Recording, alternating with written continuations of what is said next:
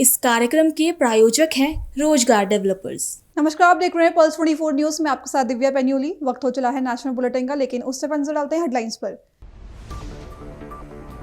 देश भर में इंडिगो फ्लाइट में देरी और रद्द होने से यात्रियों में हाहाकार। मुंबई, कोलकाता, पटना सहित कई एयरपोर्ट्स पर यात्रियों की देखी गई लंबी कतारें। हजारीबाग में आरोग्यम अस्पताल का निःशुल्क हृदय जांच शिविर सफलतापूर्वक संपन्न, बड़ी संख्या में पहुंचे ग्रामीण। झारखंड के मुख्यमंत्री हेमंत सोरेन ने देश भर के आदिवासी प्रतिनिधियों का किया स्वागत, हर अधिकारों के लिए संघर्ष का किया आह्वान। दमोह के तेंदुखेड़ा में लगातार बढ़ रहे सड़क हादसे, 2 बाइक सवार गंभीर रूप से घायल, एक की मौत। तुम दोनों की मेहनत बहुत रंग लाई है बेटा, घर बहुत सुंदर बना है। ये मेरे पापा का घर। पता है, देख तेरे पापा की नेम प्लेट अपने हाथों से लगाऊंगा।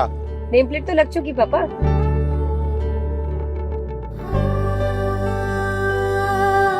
असल मेहनत तो आपने की है पापा, मुझे इस काबिल बनाने के लिए। वो जिंदगी भर किराए के मकान में रहे, लेकिन आज ये घर मेरा नहीं, ये है मेरे पापा का घर।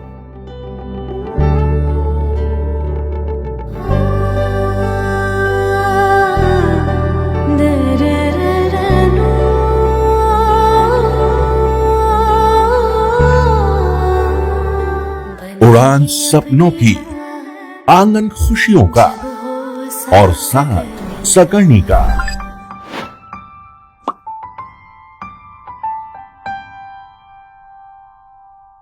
साठ वर्षों से आपके साथ मनोरंजन और संस्कार का संगम, जानवी मैगजीन।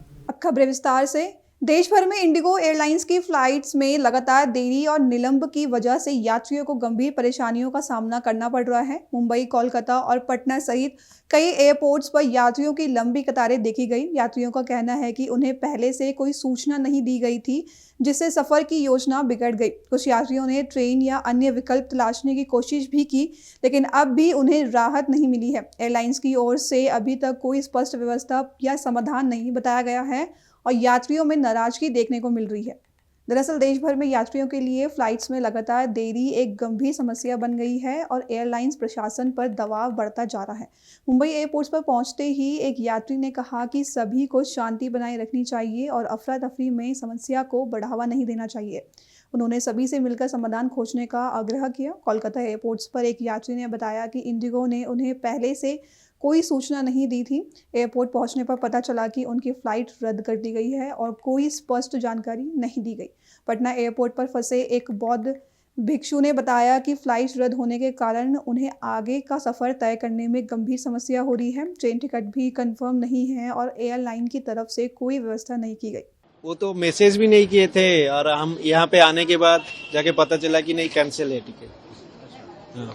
रिमाइंडर नहीं किया था कुछ। तो क्या कंपनी की तरफ से क्या बोला है यहाँ पे, डेस्क में क्या बोला है? नो रीजन कि कुछ बताया नहीं, क्लैरिटी नहीं था बातों पे। तो अभी क्या आप लोग वापस चल रहे हैं? हाँ, वापस जा रहे हैं। क्या कहेंगे, ये तो इंडिगो का क्या ही बोल सकते हैं, मतलब फर्स्ट टाइम ही एक्सपीरियंस था। ठीक है, रिफंड का कुछ पता है? टिकट रिफंड वगैरह हो जा रहा है, लेकिन रिफंड से क्या होता है? मतलब बाकी सारे भी, जैसे प्राइस का भी प्राइस बढ़ गया है, जैसे कि जाना ही तो है। और ऐसे मतलब सबसे ज्यादा ये लगा कि मैसेज वगैरह नहीं आया था, कि कुछ हमको प्रायोरिटी नोटिस नहीं दिया गया था कि कब हो रहा है। आपका नाम? मानस। मैं सिर्फ इतना कहना चाहूंगा कि हमें शांति बरतनी चाहिए और जरूर ये कोई मजाक नहीं कर रहा है, कोई जेन्युइन प्रॉब्लम है, इसीलिए इतनी बड़ी समस्या है और हम सबको उसके साथ कोऑपरेट करना चाहिए और हेल्प करना चाहिए कि इसका कोई सोल्यूशन निकले। At least we should not create more problem. That is what is my message to everyone. Indigo की जो प्रॉब्लम है वो तो ठीक है, लेकिन इंडिगो के अलावा जो एयरवेज है, उन्होंने कॉस्ट में कई ज्यादा पैसों की बढ़ोतरी कर दी गई, जिसमें जो आम पब्लिक है जो 5,000-7,000 जेब से खर्च कर सफर करना चाह रहा था, उसको 25-30 हजार रुपए खर्च करने पड़ रहे हैं। अच्छा, मजबूरी में, क्योंकि ऑप्शन नहीं मिल रहा है। तो ऐसे में मैं सिर्फ इतना कहूंगा कि जो रूल्स और रेगुलेशंस अगर अलाउ करते हैं ऐसा कि अगर सीट्स कम है आप रेट बढ़ा सकते हैं, तो इट इज लीगल।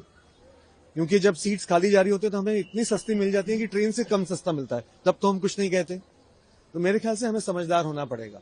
कैंसिल हुआ सर, कैंसिल हो गया। क्या सुविधा हो रही है आपको? हमारा बहुत असुविधा है, हम लोग कैसे जाएगा अभी क्या जाने का कोई हमारा मौका नहीं है, क्या लेकर जाएगा। वो ट्रेन का भी अभी टिकट कंफर्म नहीं मिलेगा, इतना दूर हम लोग कैसे जाएगा, जनरल में जा नहीं सकेगा, इसीलिए हम लोग को बहुत दिक्कत हो रहा है। अभी क्या बात हुआ कुछ? वो बोलता है कुछ बोल नहीं सकेगा, कैंसिल है बोलता है। अभी वही लोग किस तरह का फ्लाइट का अरेंजमेंट करके नहीं दे रही है? कोई अरेंजमेंट नहीं करता है। बहुत हम कोशिश कर रहा है, मेहरबानी से बोला है, वो लोग नहीं मानता है, नहीं हुआ, नहीं है। पूरा एयरपोर्ट बंद है, कलकत्ता को एयरपोर्ट पूरा बंद है बोल दिया है। वही है, कोई शुरू हमको कोई अरेंजमेंट करो, हम बोला है, वो बोलता है नहीं होगा सर, नहीं होगा बोलता है। चार्जेस वगैरह भी मांगा गया है? अलग से चार्जेस भी मांगा गया है कि कोई चार्जेस पे कीजिए कि जाने के लिए? नहीं कुछ नहीं है। सारे लोग जो आपके साथ में हैं, जो पीछे सब आपके साथ में ही है? सब हम लोग को है, ये 19 आदमी है हम लोग, सब मिलके। कहाँ के लिए फ्लाइट ले रहे हैं? हम लोग अगरतला तक, यहाँ से कोलकाता, यहाँ से कलकत्ता से अगरतला तक हम लिया है। ये तो क्या नाम होता है? इंडिगो। नहीं, आपका नाम क्या है? हमें ज्ञानज्योति बिक्कू, ज्ञानज्योति बांटे, ज्ञान ज्योति। हम त्रिपुरा में रहना है, कंचनपुर दसदा डिस्ट्रिक्ट, कंचनपुर डिस्ट्रिक्ट है। हजारीबाग जिले के प्रमुख स्वास्थ्य संस्थानों में शामिल आरोग्यम अस्पताल द्वारा शुक्रवार को आयोजित निशुल्क हृदय जांच शिविर सफलतापूर्वक संपन्न हुआ। शिविर में सुबह से ही मरीजों की भीड़ उमड़ती रही और शहर के अलावा दूरदस्त ग्रामीण इलाके से भी लोग बड़ी संख्या में पहुंचे। 150 से अधिक मरीजों ने इस स्वास्थ्य शिविर का लाभ उठाया। शिविर में ECG, blood sugar, BP, pulse सहित हृदय से जुड़ी सभी जरूरी जांचें निःशुल्क की गई। शिविर का संचालन हृदय रोग विशेषज्ञ डॉक्टर अमन सिन्हा और डॉक्टर रवि रंजन की विशेषज्ञता में किया गया। दोनों डॉक्टरों ने मरीजों को हृदय स्वास्थ्य संबंधी महत्वपूर्ण सुझाव दिए और नियमित जांच की महत्ता पर बल दिया। अस्पताल के निदेशक हर्ष अजमेरा ने बढ़ते हृदय रोगों पर चिंता जताते हुए कहा कि समय पर जांच और जागरूकता ही बचाव का मुख्य साधन है। वहीं प्रशासक जय सिंह ने बताया कि आरोग्यम अस्पताल भविष्य में भी इसी तरह के निःशुल्क स्वास्थ्य शिविर आयोजित करता रहेगा ताकि जिले के हर नागरिक तक गुणवत्तापूर्ण स्वास्थ्य सुविधा पहुंच सके। लगा हृदय रोगों के लिए कितना रिस्पांस मिला है? बहुत अच्छा रिस्पांस है, जितना एक्सपेक्टेड था उससे अच्छा रिस्पांस है। पिछली बार हमने 3 महीने पहले भी कैंप लगाया था, उस वक्त लोगों को इतनी जानकारी नहीं थी हमारे बारे में यहाँ पर, लेकिन अब लोगों को जानकारी हो गई है, लोग जागरूक हो रहे हैं, बहुत अच्छा रिस्पांस मिला है। बहुत पेशेंट्स अभी बाकी हैं देखने अभी भी। क्या क्या लोगों को मिला? क्या सॉरी? जैसे एक कौन सा लोग आए, उन लोगों को क्या दिए गए राय, आपने क्या अच्छा? अभी तो हमारे पास छोटे बच्चे 4 साल से के बच्चे से लेकर के 70 साल 75 साल तक के लोग भी आ रहे हैं। तो जिनको जैसी ज़रूरत है उस तरह का हम लोग इलाज करना चाह रहे हैं, जांच कर रहे हैं उस तरह से। यहाँ पे आज ईसीजी और शुगर तो फ्री हो रहा है, पल्स बीपी तो हम लोग देखते ही हैं। ईसीजी और शुगर हम लोग सबका फ्री कर रहे हैं, और जो भी ज़रूरत है, जिनका जैसा टेस्ट का ज़रूरत है वो एडवाइस किया जा रहा है, मेडिसिन एडवाइस किया जा रहा है, उसके हिसाब से उनको बुलाया जा रहा है। फिर कुछ लोगों को एंजियोग्राफी का भी ज़रूरत है, कुछ लोग ऑपरेशन करा करके भी आए हैं जिनको दिक्कत हो रही है, बाहर से ऑपरेशन कराया है उनको दिक्कत हो रही है। तो ऐसे लोग नहीं आ पाए, उन लोगों के लिए क्या संदेश देंगे? उनके लिए ये संदेश है कि अगर आपको कभी भी कोई भी दिक्कत होती है, जैसे कि सांस की दिक्कत या छाती में दर्द होना, धड़कन बढ़ना, घबराहट, चक्कर आना या फिर बेहोश हो जाना थोड़ी देर के लिए, अगर इस तरह की कोई भी दिक्कत आती है तो एक बार ज़रूर अपने नज़दीक के हार्ट स्पेशलिस्ट से मिलें, डीएम कार्डियोलॉजी से मिलें और एडवाइस लें। ये सब हार्ट के बीमारी के लक्षण हो सकते हैं। जब ठंडा का दिन चल रहा है, ठंडा के दिन में हृदय रोगों को भी सावधानी की जरूरत पड़ती है, क्या क्या सावधानी बरते हैं हृदय रोग?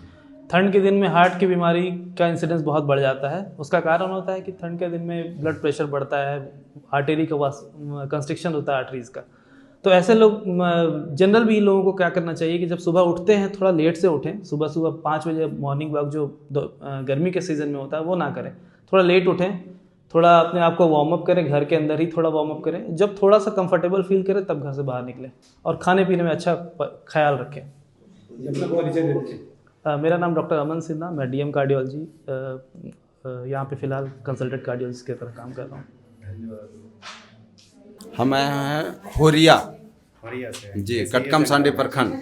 कैसे जानकारी प्राप्त हुई आपको? जानकारी गांव वाले से पता चला तो हम इलाज के लिए आए हुए हैं। यहाँ मुफ्त इलाज हो रहा है? जी सर। अच्छा। कैसा लग रहा है यहाँ पे? ठीक है, बिल्कुल ठीक। दिखाने हैं कि मेरा धड़कन बढ़ता है, पैर हाथ में दर्द होता है, झिनझिनाहट होता है, टॉयलेट करते हैं तो कमजोरी महसूस आता है, मुंह सूखने लगता है।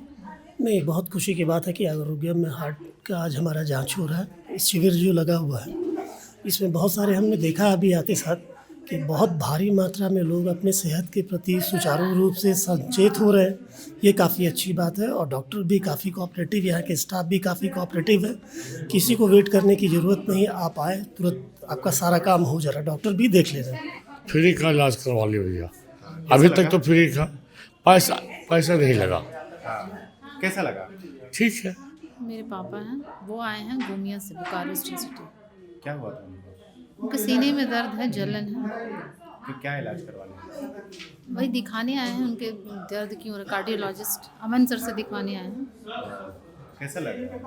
बहुत अच्छा, फैसिलिटी तो अच्छा है, जांच भी अच्छा हो रहा है, डॉक्टर सर बहुत अच्छे हैं, अच्छे से टाइम दिए, बात पूछे अच्छे से। मुफ्त इलाज जो हो रहा है उसके बारे में क्या कहना? ये बहुत अच्छा काम हो रहा है।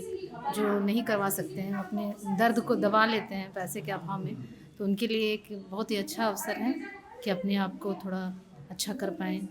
हम पद्मा से है। क्या तकलीफ थी आपको? हमारा हार्ट का शिकायत है, दोनों पैर फूल जाता है, शुगर है। हम लोग खेती बाड़ी करने वाले हैं, देहात के रहने वाले हैं। ये हॉस्पिटल जो है मालिक की कृपा से बहुत अच्छा, साफ़ सुथरा और इलाज जितना भी है बहुत सुविधा अच्छा है। यहाँ का जितना स्टाफ है बहुत प्रेम से बातचीत करते हैं। यहाँ पर जो मुफ्त ये इलाज है वो बहुत अच्छा है। और जगह पर जाएं जो गरीबों का भलाई हो। हम गोमिया से आए हुए हैं। क्या दिखाने आए हैं? हार्ट का। कैसा लग रहा है यहाँ पे? अभी मुफ्त चल रही है, बीपी, ब्लड शुगर टेस्ट सब कुछ चेकअप अच्छे तरीके से हुआ है। क्या कहना चाहेंगे? यही कहेंगे कि बस जो बीमारी है अच्छा हो जाए। ये जो मुफ्त इलाज चल रहा है उसके लिए क्या कहना चाहेंगे? इसके लिए हम थैंक यू बोलेंगे इस हॉस्पिटल के मैनेजर को। कैसा लगा? ठीक। यहाँ के बारे में कल एडवर्टाइजमेंट चाहे तो हुआ था, उसी से हमको पता चला कि फ्री में इलाज के लिए, हृदय इलाज के लिए चल रहा है। अभी तो अच्छा लग रहा है कि फ्री से कैंप चलाया जा रहा है इसके द्वारा, तो मुझे अच्छा लग रहा है। झारखंड में कांके रोड स्थित मुख्यमंत्री आवासीय परिसर में शुक्रवार को देश भर से आई आदिवासी प्रतिनिधियों का मुख्यमंत्री हेमंत सोरेन ने हार्दिक स्वागत किया। परिसर में पारंपरिक उत्साह और सांस्कृतिक जोश देखने को मिला। इस अवसर पर आदिवासी प्रतिनिधियों ने एक स्वर में कहा कि अब समय है अपने हक अधिकारों के लिए संगठित होकर संघर्ष करने का। प्रतिनिधियों ने मुख्यमंत्री से आग्रह किया कि वह देश भर में चल रहे आदिवासी आंदोलनों को नेतृत्व प्रदान करे और उन्हें मजबूत दिशा दे। दरअसल कांके रोड स्थित मुख्यमंत्री आवासीय परिसर में शुक्रवार को देश भर से आए आदिवासी प्रतिनिधियों का मुख्यमंत्री हेमंत सोरेन ने हार्दिक स्वागत किया। मुख्यमंत्री सोरेन ने प्रतिनिधियों की वर्षों की मेहनत और संघर्ष की सराहना की। उन्होंने कहा कि झारखंड की धरती हमेशा से साहस, स्वाभिमान और आदिवासी अस्मिता की प्रतीक रही है। धरती आबा भगवान बिरसा मुंडा तथा गुरुजी शिबू सोरेन जैसे महानायकों के संघर्ष ने देश में आदिवासी पहचान को नई मजबूती दी है। कार्यक्रम के अंत में मुख्यमंत्री ने प्रतिनिधियों को आश्वस्त किया कि उनकी मांगे और संघर्षों को सफलतापूर्वक आगे बढ़ाया जाएगा। आज बतौर मुख्यमंत्री के रूप में मैं आपके समक्ष हूं। कितने झंझावातों, कितने चुनौतियों के बाद आज हम इस जगह पर है। और ऐसा नहीं है कि ये बहुत हमारे लिए सुकून वाली जगह है। हम लोग जैसे जैसे और आगे जाएंगे चुनौतियां हमारे लिए और भी बढ़ेंगी, क्योंकि ये व्यवस्था ही ऐसा है। समंदर में, नदी तालाब में आप देखते हो कि बड़ी मछली छोटी मछली को खाता है, तो सामाजिक व्यवस्था में भी बड़ा समाज छोटा समाज को वो अपने अंदर उसको समाहित कर लेता है। तो हमें हर और स्वाभाविक है, उसको ज़्यादा आसान होता है बड़ी मछली को छोटी मछली खाने में, और छोटा मछली बड़ा मछली को तो नहीं खा पाएगा, वो तो अव्यवहारिक है। हाँ, समूह के रूप में अगर हम बड़ा हो जाएं तो हम सुरक्षित जरूर रह सकते हैं। ऐसी स्थिति उत्पन्न हुई है जहां हमारी परंपरा, संस्कृति, सभ्यता सभी जगह से हमें खदेड़ा जा रहा है। जल, जंगल, जमीन, यही परंपरा, यही संस्कृति और इसी के साथ जीने मरने वाला समाज, भगवान बिरसा मुंडा से लेके इस राज्य में अगर हम दिसोम गुरु शिबू सोरेन जी की बात बोले, अनगिनत ऐसे लोग रहे, या तो उस आंदोलन और उस संघर्ष में उनकी जानें चली गई, चाहे वो जेल में उनको मरना पड़ा हो या फांसी में चढ़ना पड़ा हो या पुलिस की गोलियों से मरना पड़ा हो, या गुरुजी जैसे ऐसे व्यक्ति जो संघर्ष करते करते उम्र के उस पड़ाव में आ गए कि अब शरीर भी उनको साथ ना दे। हाँ, ये जरूर है कि ऐसे ऐसे जगहों पर एक संघर्ष का जो दौर है वो टूटता नहीं है, कि आज के वर्तमान जो लड़ाई है, कहा जाए कि एक ऐसे व्यवस्था से लड़ाई है जो हमारे इर्द गिर्द में ही खड़ा रहता है और उसी के साथ हमारा संघर्ष चलता है। आज उसको संघर्ष को लड़ने का एक काबिलियत बनाया। हमको लगता है पहाड़ी इलाका को छोड़ करके, हमारे नॉर्थ ईस्ट के राज्यों को छोड़कर किसी राज्य में आदिवासी मुख्यमंत्री के रूप में कभी भी किसी भी जगह पर नहीं देखा गया। जब पहली बार झारखंड में एक आदिवासी मुख्यमंत्री बना तो छत्तीसगढ़ में भी आदिवासी मुख्यमंत्री बना, उड़ीसा में मुख्यमंत्री बना। वो बना नहीं, एक डमी के रूप में, उसके पीछे 2 AK-47 भी लगा के खड़ा रखा है डिप्टी सीएम के रूप में। चौधरी जी ने एक बेड़ा उठाया है। ये बेड़ा साधारण बेड़ा नहीं है, ये बहुत चुनौती भरा, मतलब कहा जाए कि बूंद बूंद घड़ा भरना है। और आप अंदाजा लगाइए बूंद बूंद से इतना बड़ा घड़ा को कैसे भरा जा सकता है, कितने दिन, कितने महीने, कितने साल आज चौधरी जी की एक उम्र के पड़ाव में भी हैं। आज जो इनका प्रयास और ये के वजह से यहाँ आप सब लोग आए हैं, मैं इनको बहुत बहुत साधुवाद देता हूँ कि अलग अलग तरीके से नए नए विचारों के साथ थोड़ी थोड़ी संदेश भेजने का प्रयास करते हैं। आज इतने लोग आए हैं, सभी लोगों की कई आशाएं, उम्मीदें हैं, और मैं भी इसी के छोटे से इस रोशनी को देखने की कोशिश कर रहा हूं कि उस रोशनी को हम लोग और कितना बड़ा कर पाएं। और इसके लिए मैं भी कुछ ऐसे ही विचार में हूं, क्योंकि हम लोग एक राजनीतिक दल भी हैं और राजनीतिक दल के रूप में बहुत कुछ हमारे लिए मुझे कुछ चीज़ों के लिए रोकती है। हाँ, समाज के रूप में अगर कोई इस मुहिम में है या इस मिशन में है कि समाज को एक राह दिखा रहा है, एक आवाज़ दे रहा है और एक चेतना जगाने में लगा है, तो मैं आपको स्पष्ट रूप से कहूँगा कि उस काम के लिए जो हमारे से आवश्यकता पड़ेगी, हम हर कुछ आप लोग के लिए देने के लिए उसके साथ खड़े होने की तैयार हैं। हम लोगों का कोई डॉक्यूमेंटेशन नहीं है, ये सबसे बड़ा प्रॉब्लम, और यही वजह है हम आगे किसी को फॉरवर्ड नहीं कर पाते, अपनी पीढ़ी को उस दस्तावेज को सौंप नहीं पाते। हाँ, एक बड़ा डॉक्यूमेंट जरूर है कि हम प्रकृति के एक हिस्से के रूप में हैं। आज प्रकृति के कितना बड़ा हिस्सा है जो जहां सभी को जाके घुटना टेकना है, वो माने या ना माने।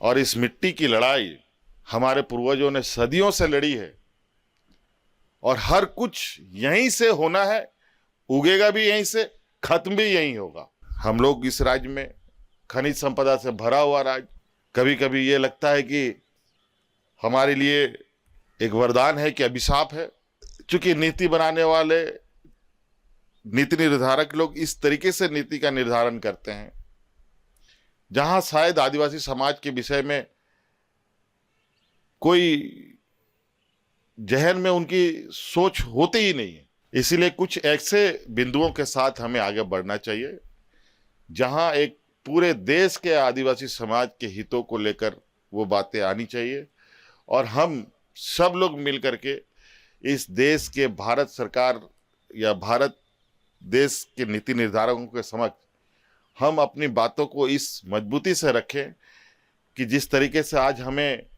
एक छोटा समूह, एक कमजोर समूह के रूप में मानकर हमारी बातें नहीं सुनी जाती है, लेकिन ये मेरा मानना है अगर हम लोगों ने कुछ ऐसे विषयों को पकड़ा जहां हम सभी आदिवासी समाजों का रक्षा और हमारे उत्थान की बात हो और हम सब एक साथ हो जाएं, तो मुझे नहीं लगता है कि भारत सरकार में इतनी ताकत है कि आदिवासी की ताकतों को कमजोर आंक सके,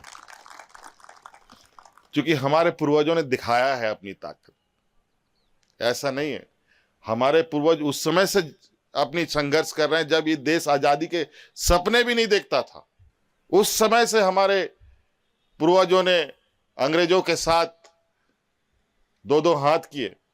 तो आज तो कम से कम हम लोग के पास थोड़ा बहुत, हम नहीं कहेंगे कि हमारे पास अरबों खरबों का बैंक बैलेंस है, लेकिन इतना जरूर है कि आज संपर्क साधने का हमारे पास जो एक सूचना तंत्र है वो उतना तो है कि किसी एक आवाज पर हम सब लोग एक मैदान में इकट्ठे होकर के अपनी मांगों को लेकर के आगे बढ़े।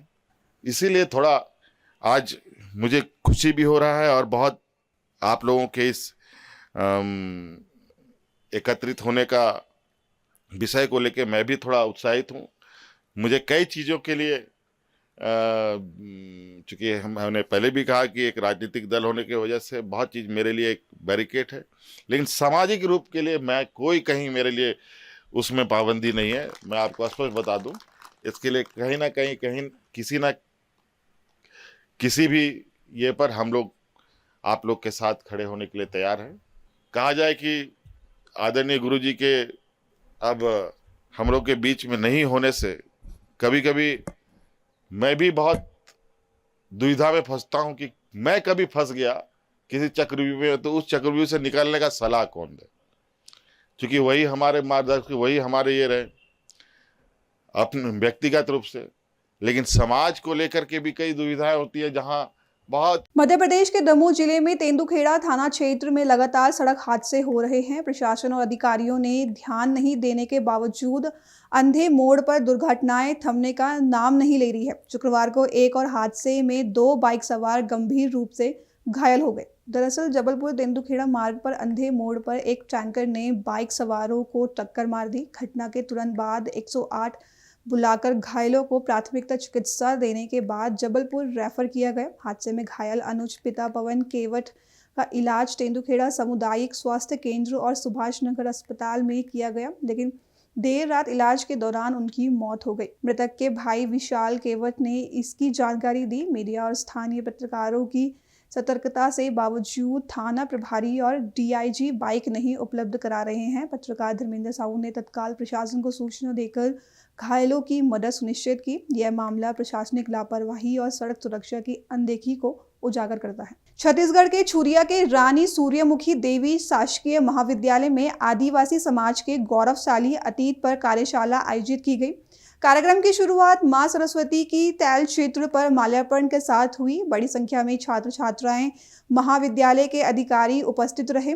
मुख्य वक्ता आत्माराम चंद्रवंशी ने कहा कि आदिवासी समुदाय ने भारत के प्राचीन इतिहास में साहस, स्वाभिमान, संस्कृति और प्राकृतिक संरक्षण की अनोखी परंपरा स्थापित की। जंगल, पहाड़ और नदियां इनके जीवन का हिस्सा ही नहीं बल्कि आध्यात्मिक शक्ति का स्रोत भी रही है। छुरिया के रानी सूर्यमुखी देवी शासकीय महाविद्यालय में आदिवासी समाज के गौरवशाली अतीत पर कार्यशाला आयोजित की गई, जिसमें बड़ी संख्या में लोग शामिल हुए। दरअसल जनपद अध्यक्ष संजय कुमार सिन्हा ने बताया कि आदिवासी समाज ने हजारों वर्षों से अपनी कला, नृत्य, संगीत, कौशल, लोक ज्ञान और प्राकृतिक चिकित्सा को संरक्षित किया। इतिहास में वीर नारायण सिंह, टंटिया भील, बिरसा मुंडा, रानी दुर्गावती जैसे अनेक वीरों ने समाज और देश की रक्षा में अपना योगदान दिया। राजेश्वर ध्रुव ने कहा कि आदिवासी जीवन शैली समानता, सहयोग, भाईचारा और प्रकृति सम्मान पर आधारित रही है। प्राचार्य सुषमा चौरे ने भी कार्यक्रम को संबोधित करते हुए छात्रों को आदिवासी संस्कृति और इतिहास की महत्ता समझाई। रविवार 7 दिसंबर को अकोला के सिविल लाइन चौक स्थित चौधरी हॉस्पिटल में सक्षम और डॉक्टर राणा चौधरी ट्रस्ट द्वारा ऑर्थोसाइट्स रिपेयर कैंप आयोजित किया जाएगा। कैंप का उद्देश्य जनजात और दिव्यांग बच्चों का स्वास्थ्य प्रशिक्षण करना है। इस कैंप की खासियत यही है कि जनजात और दिव्यांग बच्चों का चेकअप पूरी तरह से मुफ्त किया जाएगा। वहीं गरीब मरीजों का इलाज भी मुफ्त होगा और अन्य ज़रूरतमंद मरीजों का इलाज कम खर्च में उपलब्ध कराया जाएगा। दरअसल रविवार को अकोला के सिविल लाइन चौक स्थित चौधरी हॉस्पिटल में कैंप का आयोजन किया जाएगा। कैंप में मुंबई के वाडिया हॉस्पिटल के प्रमुख डॉक्टर दिव्यांग मरीजों का चेकअप करेंगे। डॉक्टर नाना साहिब चौधरी, मिलिंद चौधरी और ईशानी चौधरी ने लोगों से समय रहते रजिस्ट्रेशन करने का आग्रह किया। यह कैंप अकोला के लिए एक बड़ी उपलब्धि है। विशेषज्ञ डॉक्टरों की देखरेख में मरीजों को सटीक जांच और उचित इलाज मिलेगा। सभी लोग इस अवसर का लाभ लेने और समय पर पंजीकरण करने के लिए प्रेरित किए गए हैं। नमस्कार, मैं डॉक्टर ईशानी चौधरी आप सभी से निवेदन करती हूँ कि आप ज़रूर जो सक्षम और आर्यन चौधरी आयोजित जो निःशुल्क दिव्यांगजनों के लिए जो तपासनी कैंप है संडे को 7 दिसंबर, इसमें ज़रूर आइए, इसका लाभ लीजिए। आपके लिए एक्सपर्ट डॉक्टर का आयोजन किया गया है। वाडिया हॉस्पिटल मुंबई से जो उनके हेड है डॉक्टर मेहता और डॉक्टर मिलिंद चौधरी सर आपका चेकअप करेंगे। ये बहुत ज़रूरी है उन बच्चों और पालकों के लिए जो दिव्यांगता से ग्रस्त है और जिन्हें भटकना पड़ रहा है। सही इलाज और सही गाइडेंस के लिए वो आपको यहाँ ज़रूर मिलेगा। तो ज़रूर इस कैंप में आप आइए, तपासनी आपकी होगी बराबर से और इसका आप सही उपयोग करिए। वेलकम। सक्षम और डॉक्टर आर्यन चौधरी ट्रस्ट के वती से 7 दिसंबर सुबह 9:30 से दोपहर को 1:30 बजे तक एक अस्थि व्यंग दुरुस्ती शिविर का आयोजन किया है। इसमें छोटे बच्चों का उम्र के 18 साल तक जिनको कोई भी व्यंग हो हाथ और पैर में, इनका इलाज करने के लिए इनका चयन होगा। हाथ या पैर आड़े टेढ़े हो सकते हैं या एक आधा पैर छोटा हो सकता है। जो जन्मजात व्यंग है या बचपन में इन्फेक्शन हो गया या सेरेब्रल पॉल्सी हो या ऐसी कोई बीमारी हो जिसकी वजह से इनकी चाल बिगड़ी हुई हो, हाथ और पैर में माँ बाप को तिरछेपना दिखता हो या बच्चा किसी प्रकार से भी डिसेबल्ड है, तो इन सब बच्चों को हम पूरी तरह से तपास करेंगे। निःशुल्क होगा तपास, एक्सरे वगैरह सब कुछ किया जाएगा और कुछ चुने बच्चों के लिए ऑपरेशन का भी प्रयोजन किया है जिसके लिए तारीख दी जाएंगी। बहुत सारे बच्चों को संपूर्ण पद्धति से फ्री किया जाएगा और कुछ बच्चों के लिए बहुत कम खर्चे में भी ऑपरेशन करने का ये प्रयास किया है। आप अवश्य आइए। कैंप है 7 दिसंबर रविवार को Chaudhary hospital Civil Lines Akola में है। उसी दिन तपासनी होगी, निःशुल्क होगी और उस दिन जिन जिन बच्चों का निवड होगा, जिनका चयन होगा, जिनको सिलेक्ट किया जाएगा, उनको ऑपरेशन के लिए स्पेसिफिक विशिष्ट डेट दी जाएगी और उस डेट पे उनको बुलाकर उनका ऑपरेशन करने में आएगा। सुबह 9:30 से 1:30 बजे तक तपास होगा। इसमें चौधरी हॉस्पिटल अकोला के सब डॉक्टर तपासेंगे और बम्बई के डॉक्टर रुजुता मेहता जो head of the department BJ Wadia children's hospital के हैं, जिनको बहुत तजुर्बा है बच्चों के व्यंग दुरुस्ती में, वो खुद आने वाले हैं, इस शिविर का उद्घाटन करने वाले हैं और इसमें मार्गदर्शन करने वाले और तपासने हैं और वो चयन करने में मदद करेंगे और ऑपरेशन किस प्रकार किया जाए इस प्रक्रिया में उनका सहभाग और उनका कोऑपरेशन मिलने वाला है। हुबली धारवाड़ के लोग नगर निगम की लापरवाही से परेशान हैं। स्मार्ट सिटी और फ्लाईओवर जैसी योजनाओं का दावा करने के बावजूद शहर की सड़कों पर गड्ढे और धूल की मुख्य दृश्य है। नागरिकों का आरोप है कि काम अधूरा रहने के बावजूद भ्रष्टाचार जारी है। फ्लाईओवर का काम 2 सालों से चल रहा है लेकिन 30% से अधिक काम अभी तक पूरा नहीं हुआ। काम के लिए खोदी गई जमीन और निर्माण सामग्री के कारण शहर में धूल का स्तर बढ़ गया है, जिससे लोगों को रोजमर्रा परेशानियों का सामना करना पड़ रहा है। दरअसल नगर निगम और ठेकेदार प्रतिदिन लाखों लीटर पानी का छिड़काव कर धूल को नियंत्रित करने का दावा कर रहे हैं। हालांकि स्थानीय लोगों का आरोप है कि इस काम में भ्रष्टाचार की बू आ रही है और एक ही काम के पैसे कई बार गिनने की मनगढ़ंत रिपोर्ट बनी जा रही है। शहरवासियों ने नगर निगम अधिकारियों पर नाराजगी जताई है। लोग शिकायत कर रहे हैं कि 2 दिन से पीने का पानी सप्लाई नहीं हो रहा, जबकि स्मार्ट सिटी और फ्लाईओवर जैसी योजनाओं का लाभ केवल अधिकारियों और ठेकेदारों तक ही सीमित दिखाई दे रहा है। ಕಡೆ ಜನರಿಗೆ ತೊಂದರೆ, ಒಂದು ಕಡೆ ಕಾರ್ಪೊರೇಷನ್ ಜನರು ಅವರು ರೆಸ್ಪಾನ್ಸಿಬಿಲಿಟಿನ ಕಾರ್ಪೊರೇಷನ್ ಮೇಲೆ ಹಾಕ್ತಿದ್ದಾರೆ ಅಂತ ಒಂದು ಆರೋಪ ಸರ್. ಯಾಕಂದರೆ ಅಲ್ಲಿ ಏನೇ ವರ್ಕ್ ಆದರೂ ಅವರು ರೆಸ್ಪಾನ್ಸಿಬಲಿ ಸರ್. ಅದನ್ನು ನೀವು ವಾಟರ್ ಟ್ಯಾಂಕ್ ನೀರು ಹೊಡಿತೀರಿ, ಅವರು ಹೊಡಿತಾ ಇಲ್ಲ ಅಂತ ಸರ್. ಇಲ್ಲ, ನಾನು ರೆಗ್ಯುಲರ್ ಆಗಿ ನಮ್ಮ ಸೂಪರಿಂಟೆಂಡೆಂಟ್ ಇಂಜಿನಿಯರ್ ಜೊತೆ ರೆಗ್ಯುಲರ್ ಆಗಿ ನಾವು ಮಾತಾಡ್ತಾ ಇದ್ದೀವಿ, national highway superintendent engineer. So ಈ ಎಲ್ಲೆಲ್ಲಿ ಡಸ್ಟ್ ಪಾರ್ಟಿಕಲ್ಸ್ ಇದೆ ಅದು ನಾವು ನ್ಯಾಷನಲ್ ಕ್ಲೀನ್ ಏರ್ ಪ್ರೋಗ್ರಾಮಲ್ಲಿ ಏನು ವೆಹಿಕಲ್ಸನ್ನ ಪರ್ಚೇಸ್ ಮಾಡಿವಿ, ಮಿಸ್ಟಿಂಗ್ ಮಷಿನ್ಸು ಮತ್ತು ಈ ಸ್ಪ್ರಿಂಕ್ಲರ್ಸ್ ಏನಿದೆ, ಸೊ ಅದರ ಮುಖಾಂತರ ನಾವು ಡಸ್ಟನ್ನು ಕಂಟ್ರೋಲ್ ಮಾಡ್ತಾ ಇದ್ದೀವಿ. ಈವನ್ ನ್ಯಾಷನಲ್ ಹೈವೇದವರು ಅವ್ರದ್ದು ವಾಟರ್ ಟ್ಯಾಂಕರ್ಸ್ ಇದೆ, ಅವರು ಕೂಡ ವಾಟರ್ ಟ್ಯಾಂಕರ್ ಮುಖಾಂತರ ಸೊ ಈ ಎಲ್ಲೆಲ್ಲಿ ಡಸ್ಟ್ ಬರ್ತಾ ಇದೆ ಸೊ ಅಲ್ಲಿ ಅದನ್ನು ಆ ರೋಡ್ ರಿಪೇರಿ ಆಗೋವರೆಗೂ ಸ್ವಲ್ಪ ಇದು ಕಂಪ್ಲೀಟ್ ಆಗೋವರೆಗೂ ಸ್ವಲ್ಪ ಡಸ್ಟು ಬರೋದು ಸ್ವಾಭಾವಿಕ. ಸೊ ಅದನ್ನ ನಾವು ಮತ್ತು ನ್ಯಾಷನಲ್ ಹೈವೇದವರು ಇಬ್ಬರು ಜಂಟಿಯಾಗಿ ಅದನ್ನು ಆ ರಸ್ತೆಯಲ್ಲಿ ಧೂಳು ಬರದೇ ಇರೋ ಥರ ನಾವು ಕೆಲವೊಂದಿಷ್ಟು ಕ್ರಮವನ್ನು ನಾವು ಜಂಟಿಯಾಗಿ ವಹಿಸ್ತಾ ಇದ್ದೀವಿ. ರೆಸ್ಪಾನ್ಸಿಬಿಲಿಟಿ ಅವ್ರದ್ದು ಐತಲ್ಲ ಸರ್, ಇಲ್ಲಿ ಪಾಲಿಕೆ ದುಡ್ಡು ಇರುತ್ತಾ ಇದಾಗ್ತದೆ, ಅವ್ರು ಚೆನ್ನಾಗಿ ಕೆಲಸ ಮಾಡ್ತಿಲ್ಲ ಅಂತ ನೀವು ಮಾಡ್ತೀವಿ. ಸ್ಟಿಲ್ ಅದು ಇನ್ನೂ ಅಂಡರ್ ಕನ್ಸ್ಟ್ರಕ್ಷನ್ಸ್ ಇದೆ. ಸೊ ಅವರು ಕೂಡ ನಮಗೆ ಒಂದಿಷ್ಟು ಈ ಡಸ್ಟ್ ಪಾರ್ಟಿಕಲ್ ಕಂಟ್ರೋಲ್ ಮಾಡಲಿಕ್ಕೆ ಒಂದಿಷ್ಟು ವೆಹಿಕಲ್ಸ್ ನಮ್ಮಲ್ಲಿ ನ್ಯಾಷನಲ್ ಕ್ಲೀನ್ ಏರ್ ಪ್ರೋಗ್ರಾಮಲ್ಲಿ ನಾವು ಖರೀದಿ ಮಾಡಿರೋದ್ರಿಂದ ಸೊ ಅವ್ರು ನಮ್ಗೆ ಸಹಾಯ ಕೇಳಿದರು, ನೀವು ಕೂಡ ಈ ಡಸ್ಟ್ ಕಂಟ್ರೋಲ್ ಮಾಡಲಿಕ್ಕೆ ನಿಮ್ಮ ಮಷಿನ್ಸನ್ನು ಕಳಿಸ್ಕೊಡಿ ಅಂತಂದು ಮಾಡಿದ್ರು. ಸರ್ಕಾರದ ಕೆಲಸ ನಾವೆಲ್ಲರೂ ಕೂಡಿ ಮಾಡಬೇಕಾಗುತ್ತೆ, ಮಾಡ್ತಾಯಿದ್ದೀವಿ. ಸ್ಟಾರ್ಟಾಗಿ ಎರಡು ವರ್ಷ ಆಯಿತು, ಇವು 30% ಕೂಡ ಕಾಮಗಾರಿ ಆಗಿಲ್ಲ.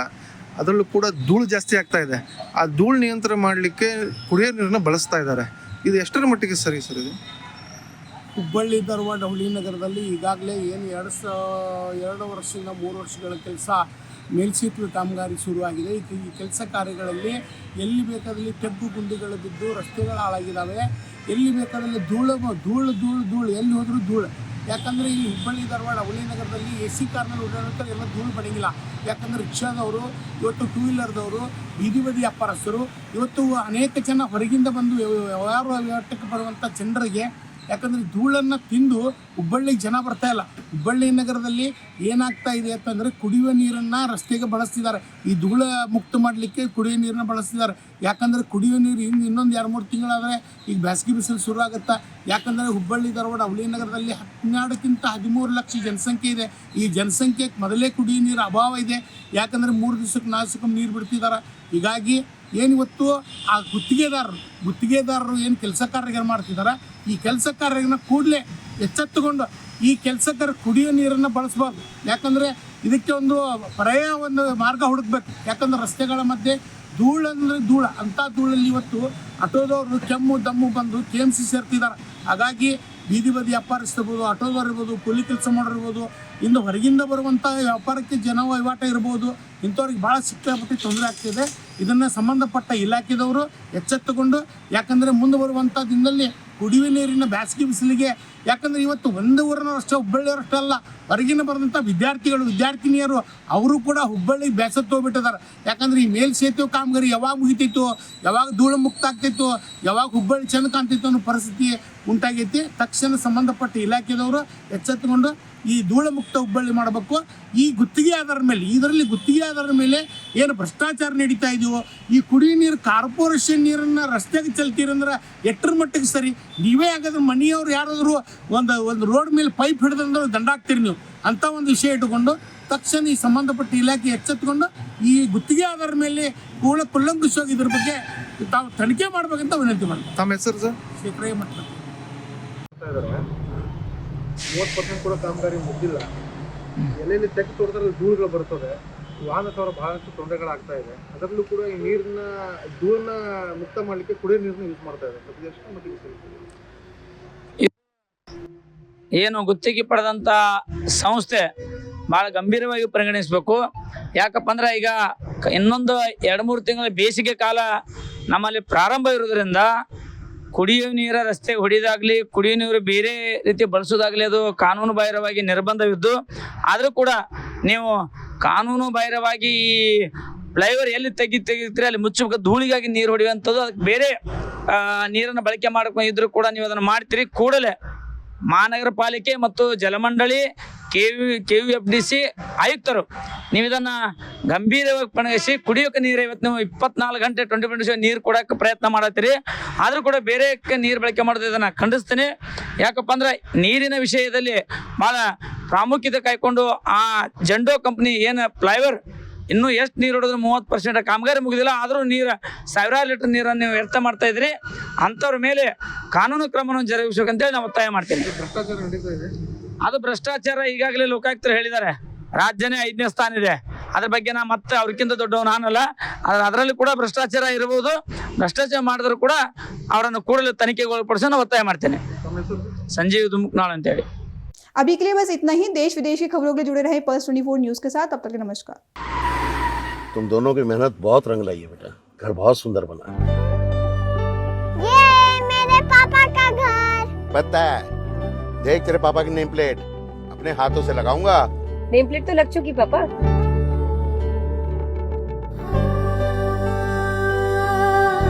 असल मेहनत तो आपने की है पापा, मुझे इस काबिल बनाने के लिए। वो जिंदगी भर किराए के मकान में रहे, लेकिन आज ये घर मेरा नहीं, ये है मेरे पापा का घर।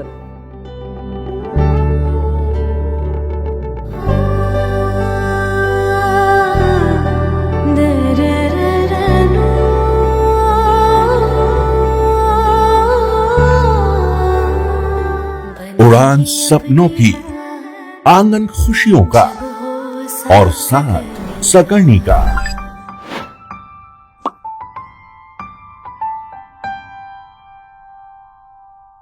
60 वर्षों से आपके साथ मनोरंजन और संस्कार का संगम, जाह्नवी मैगजीन। इस कार्यक्रम के प्रायोजक थे रोजगार डेवलपर्स।